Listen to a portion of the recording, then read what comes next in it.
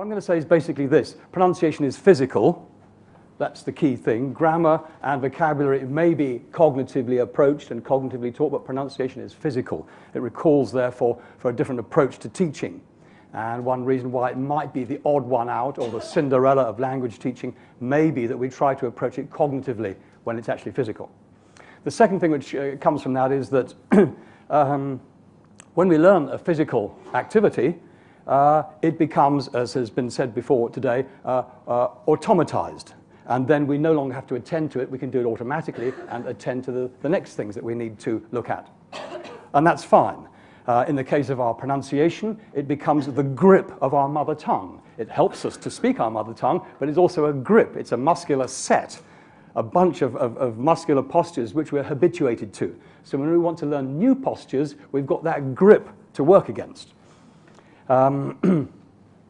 So the next thing is that if we want to learn new pronunciations, we need somehow to get behind that grip. And one of my points that I want to make, and that also has been made by others today, is you can't just repeat your way out of a habit.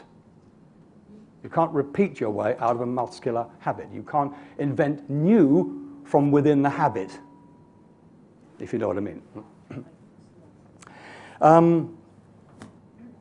Therefore, we've got to help our students to contact the muscles that make the difference.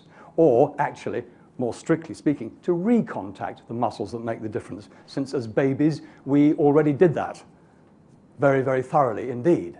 And every time we learn other skills, we do that, touch typing or tap dancing and so on. First, just to make one or two obvious points, you can't avoid pronunciation, even if you are trying to avoid it, because it's there the whole time. It's there in reading, writing, speaking, listening, thinking, remembering.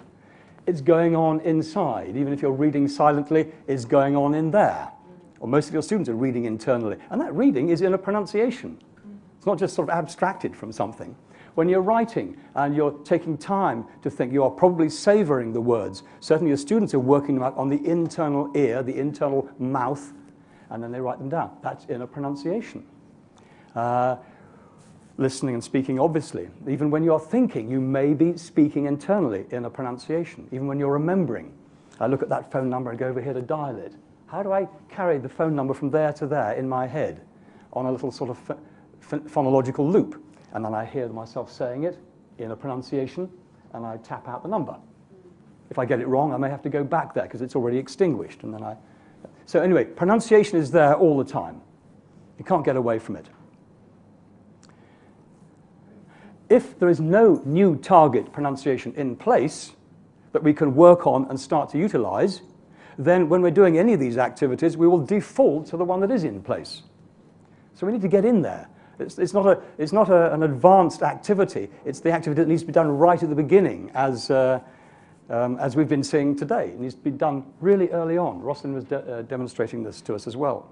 Pronunciation activity is taking place internally as much as externally. We have an internal ear, which we can listen. We can hear stuff when it's no longer being said out there.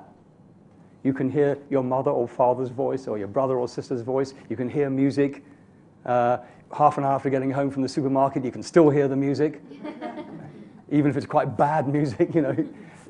We have a capacity to record and continue to hear. Likewise, a capacity to try things out in speaking. So the internal mouth, the internal ear, are vital parts of pronunciation. It's not just what comes out.